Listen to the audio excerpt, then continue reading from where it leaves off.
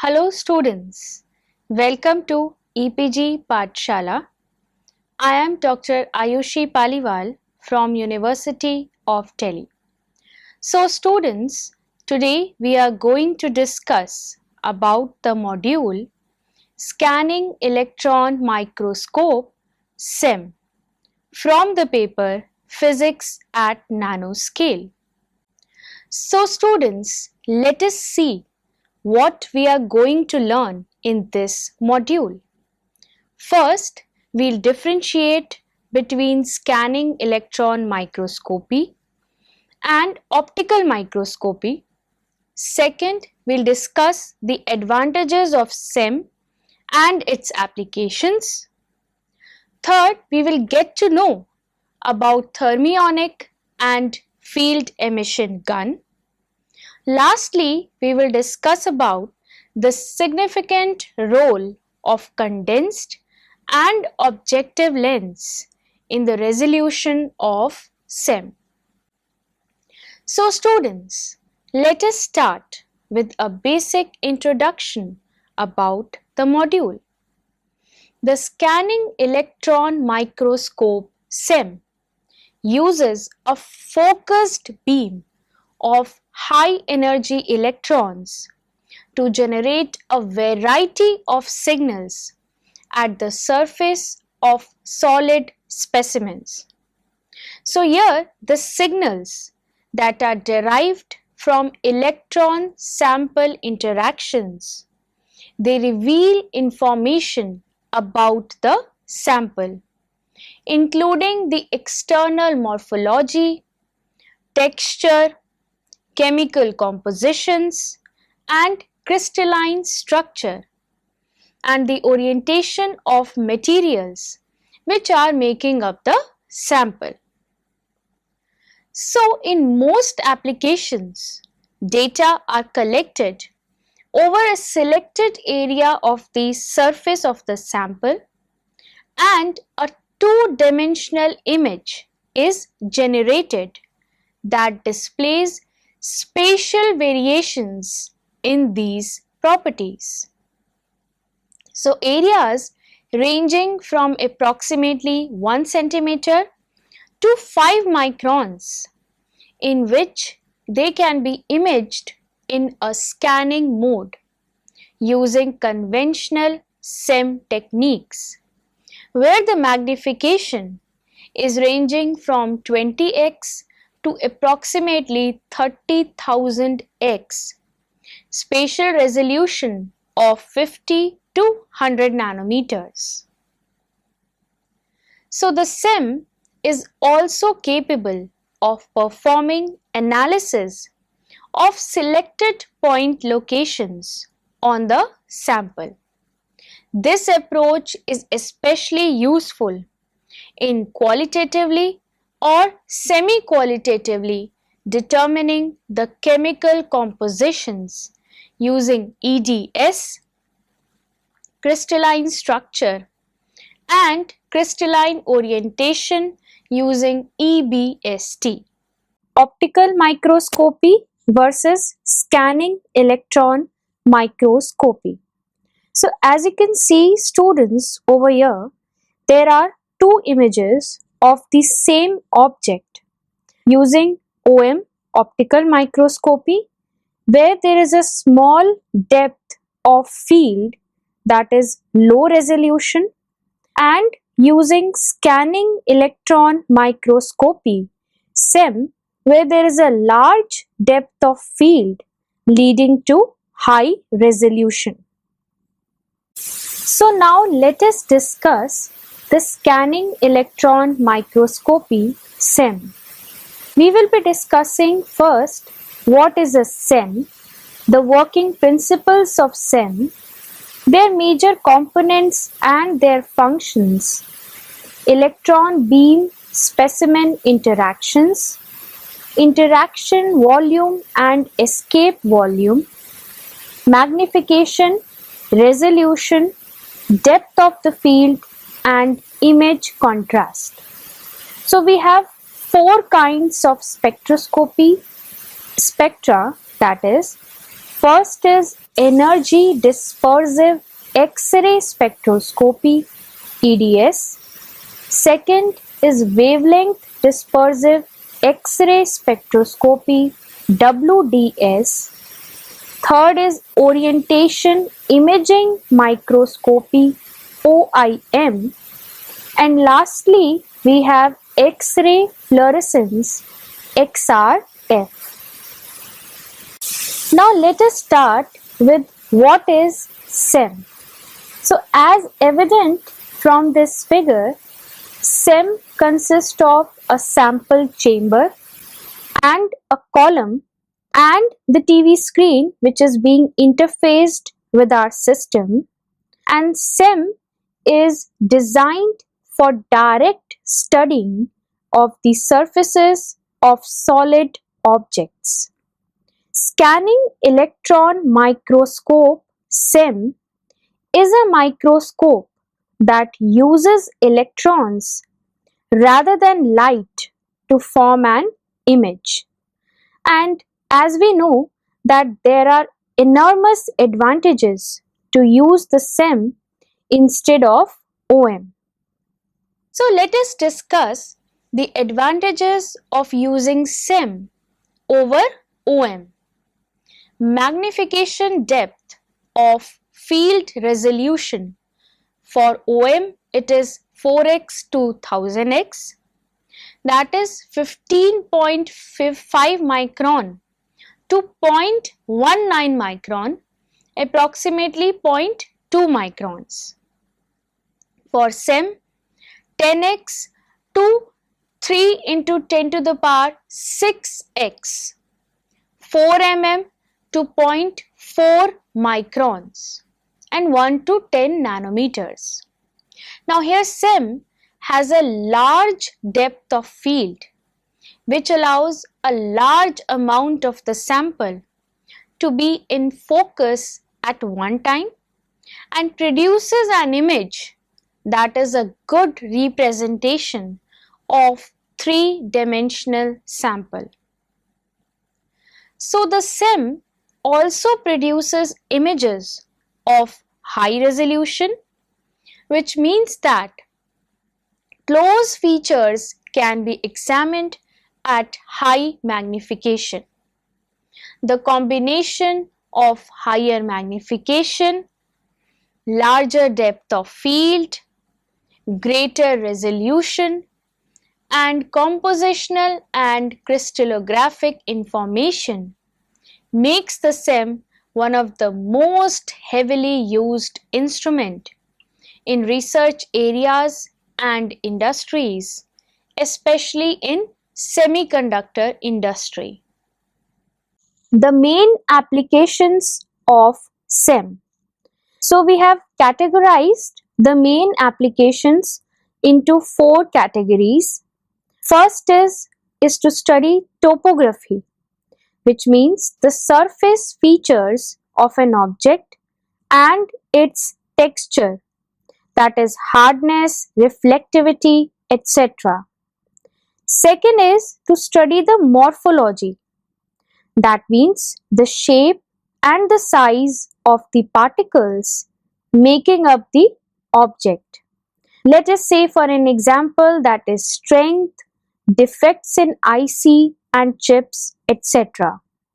Third one is to study the composition, that means the elements and the compounds that the object is composed of and the relative amounts of them, melting point, reactivity, hardness, etc.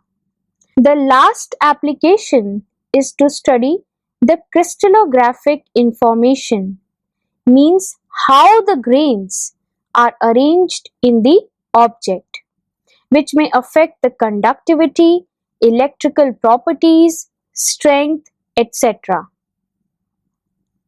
So let us see a more detailed look inside a scanning electron microscopy. So this figure shows the principle of scanning electron microscopy, where we have an electron gun in order to produce the electron beam, which passes through the condenser lenses in order to focus the beam, and then it is focused on probe forming lenses, and then through BSE. BSE is what? BSE is backscattered electrons. And then SE are the secondary electrons which are focused onto the specimen. Now onto the specimen, we have this whole morphology of the specimen into our computer, which is being interfaced, and this CRT is the image tube, that is the cathode ray tube.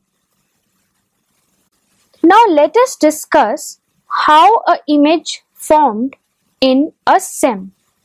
So as evident from this figure, we have an electron beam which is coupled through the detector, and an amplifier is amplifying this signal, and using this cathode ray tube, it is focused onto the specimen.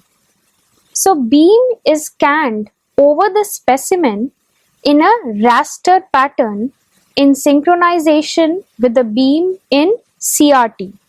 So intensity at A on CRT is proportional to the signal detected from A. This is the A point, which is given in red color, on the specimen, and this signal is modulated by an amplifier. Now let us compare the OM, optical microscopy, TEM and SEM. So these three figures compares the optical light microscope, which shows their principal features, the transmission electron microscope, and lastly the scanning electron microscope. Now the electron beam source for the scanning electron microscopy, the basic phenomena behind that is thermionic or field emission, and the thing which is used to produce the electron beam is the thermionic or field emission gun. So here we have the single crystal LaB6, which is heated using a heating cup, and then it is transferred to the heating wire, which may be tungsten or ruthenium. So let us now first discuss the thermionic emission gun. So this is the figure which is showing the schematic of a thermionic emission gun, where it uses a tungsten filament which is heated by DC to approximately 2700 Kelvin, or LaB6 rod heated to around 2000 Kelvin. Now all these things, they are placed in a vacuum of 10 to the power minus 3 Pascal or 10 to the power minus 4 Pascal for LaB6, which is needed to prevent the oxidation of the filament. So electrons, they boils off from the tip of the filament, and now these electrons, they are accelerated by an acceleration voltage of around 1 to 50 kilovolts. So students, let us discuss the next type of emission gun, that is field emission gun.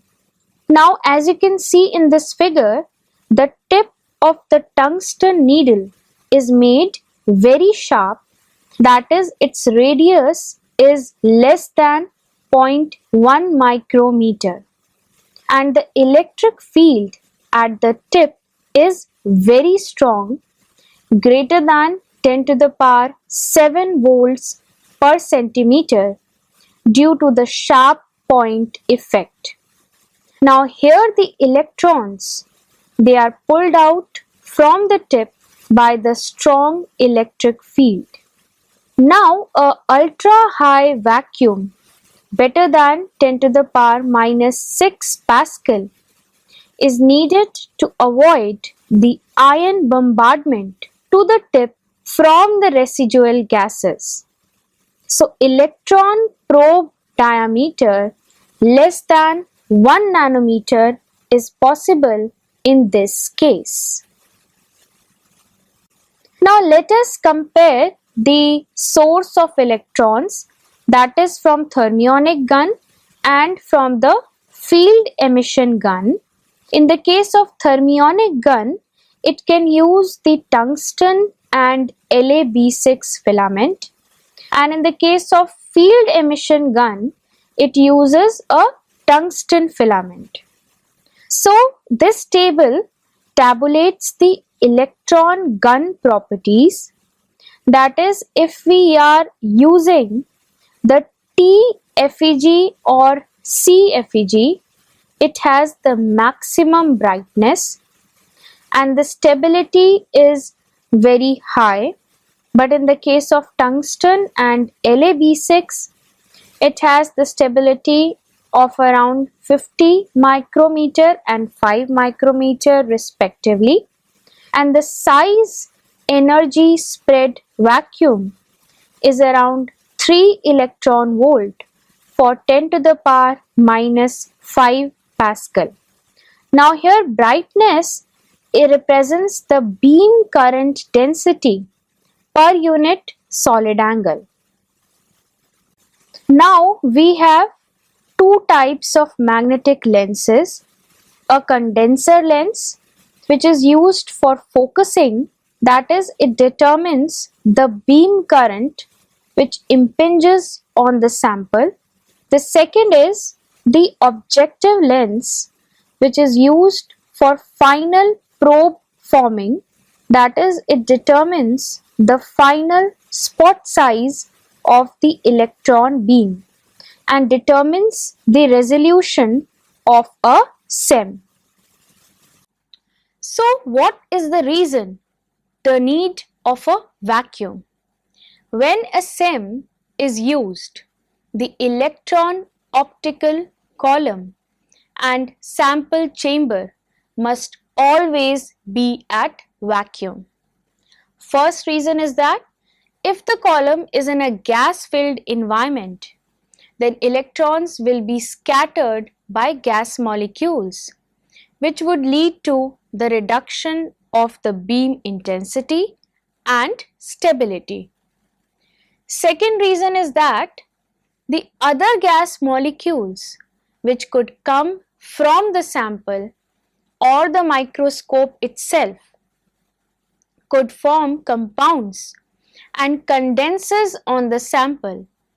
This would lower the contrast and obscure the detail in the images. So let us discuss the condenser lens in detail. That is, this is the figure showing the schematic of a condenser lens.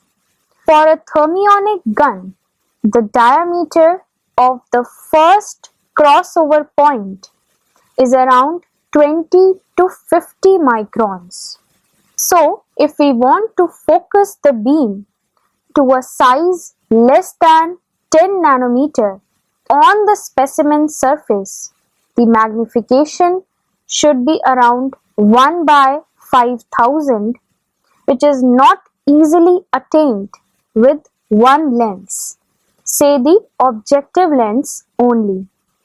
Therefore, condenser lenses are added to demagnify the crossover points, and this demagnification is equal to M equal to F by L, where F is the distance between the crossover point and the condenser lens, and L is the distance between the two condenser lenses. So students, let us now discuss about the objective lens. The objective lens controls the final focus of the electron beam by changing the magnetic field strength. The crossover image is finally demagnified to approximately 10 nanometer beam spot, which carries a beam current of approximately 10 to the power minus 9 to 10 to the power minus 12 amperes.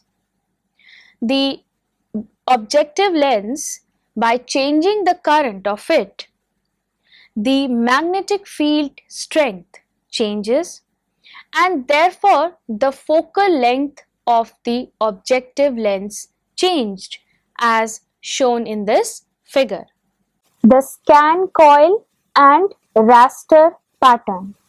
So here we have two sets of coils which are used for scanning the electron beam across the specimen surface in a raster pattern similar to that on a TV screen. So as you can see over here, this continuous line shows a horizontal line scan and this dashed line shows a blanking. So this effectively samples the specimen surface point by point over the scanned area. So students, let us now discuss the electron beam and specimen interactions. So we have the 6 or more different kinds of the interaction between the sample and the incident beam. So when the electron beam strikes the sample, both the photons and the electron signals are emitted. So as shown in this figure, if there is an incident beam having energy from 1 to 50 kilo electron volt, then there may be an emission of Auger electrons, which are surface sensitive and compositional information. There may be the emission of X-rays through thickness. There may be the emission of primary backscattered electrons, which may depend upon the atomic number and have the topographical information. There may be the emission of cathodoluminescence, which has the electrical information. Then secondary electrons can also be emitted having topographical information. So this gives the overview of how does the electron beam interacts with the specimen. Now let us discuss the secondary electrons. That is, this figure shows how the secondary electrons are produced. So secondary electrons, they are produced by inelastic interactions of high energy electrons with the valence or conduction electrons of the atoms in the specimen, causing the ejection of the electrons from the atoms. So these ejected electrons with energy less than 50 electron volt are termed as secondary electrons, and each incident electron can produce several secondary electrons. So now secondary electron yield is represented by delta, which is equal to number of secondary electrons divided by the number of electrons in the bulk, and it is independent of the atomic number Z, whereas it decreases with increasing beam energy and increases with decreasing glancing angle of incident beam. So this figure shows a SEM image of the barium titanate, and here as you can see that there is a production of secondary electrons which is very topography related. Due to their low energy, only secondary electrons that are very near the surface, that is less than 10 nanometers can exit the sample and be examined having small escape depth. So students, let us now discuss a topographical contrast. So this is the figure which is explaining in detail how a topographic contrast arises because a secondary electron generation depends upon the angle of incidence between the beam and a sample. And here the right hand side figure shows a schematic of the ejection of the secondary electrons from the photomultiplier tube, that is PMT. Backscattered electrons or BSE. Now this figure shows the emission of the backscattered electrons, that is, they are produced by elastic interactions of beam electrons with nuclei of atoms in the specimen, and they have high energy and large escape depth. This figure shows a BSE image from the flat surface of an aluminium having Z equal to 13 and a copper having Z equal to 29 alloy. So now BSE yield having, which is represented by eta, which is equal to NBS, that is number of backscattered electrons, divided by the electrons in the bulk, is a function of atomic number Z. So BSE images shows the characteristics of atomic number contrast, that is high average Z, it appears brighter than those of low voltage Z. So here eta increases with the tilt. Let us now discuss the two types of interaction volume, that is interaction volume first and interaction volume second.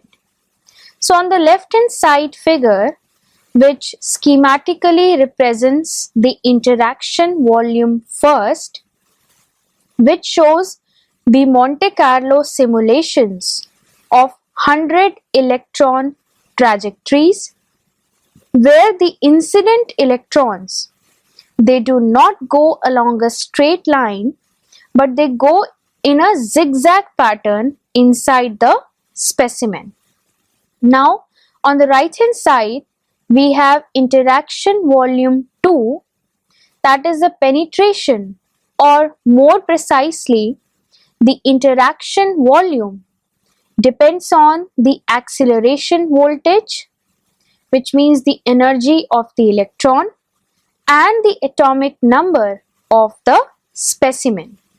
So here you can see that how the surface of the specimen varies with the energy of the electron. So this explains the electron interaction volume, where this figure shows the or illustrates the how the electron beam interaction in nickel. So electron interaction volume in polymethyl metaacrylate, that is a plastic having a low Z matrix, is indirectly revealed by etching. So let us now discuss the magnification in the case of SEM images. Now these two are the two images. The left hand side shows a low magnification as large as 40 microns, and the right side figure shows a high magnification which is small as 7 microns. So basically we can say the magnification is simply the ratio of the length of the scan C on the cathode ray tube CRT to the length of the scan X on the specimen. So for a CRT screen that is a 10 centimeter square, we have M equal to 10 centimeter by X. So increasing M is achieved by decreasing X. So if we want to have M to be 100, we should have X as 1 mm, and if we want to have M to be 100 K, then X should be reduced to as low as 1 micron. Resolution limitations. Ultimate resolution obtainable in a SEM image can be limited by: first, the electron optical limitations, that is diffraction d equal to 1.22 lambda divided by alpha. For a 20 keV beam, lambda equal to 0.0087 nanometers and alpha equal to 5 multiplied by 10 to the power minus 3, whereas d is equal to 2.1 nanometers. Chromatic and spherical aberrations d minimum equal to 1.29 lambda to the power 4 multiplied by Cs to the power 1 by 4. So a SEM fitted with an effigy, it has an achievable resolution of around 1 nanometer at 30 kV due to smaller Cs, approximately 200 nanometers, and lambda. So the specimen contrast limitations are: we have a contrast 1 corresponding to Dmin equal to 2.3 nanometers, contrast is 0.5, Dmin is 4.6 nanometers, contrast is 0.1, Dmin is 23 nanometers. If the contrast is 0.01, then Dmin is 230 nanometers. So sampling volume limitations escape the volume. So students, let us summarize what we have learnt in this module. Firstly, the advantages of SEM over the optical microscopy OM were explained. Second, the different electron beam sources like thermionic and field emission gun have been described. Thirdly, the importance of condenser lens, focusing, and the objective lens, which is a final probe forming in the resolution of a SEM, is illustrated. Lastly, we discussed about the interaction between the electron beam and the specimen by explaining about the topological contrast, backscattered electrons, and electron interaction volume. Thank you.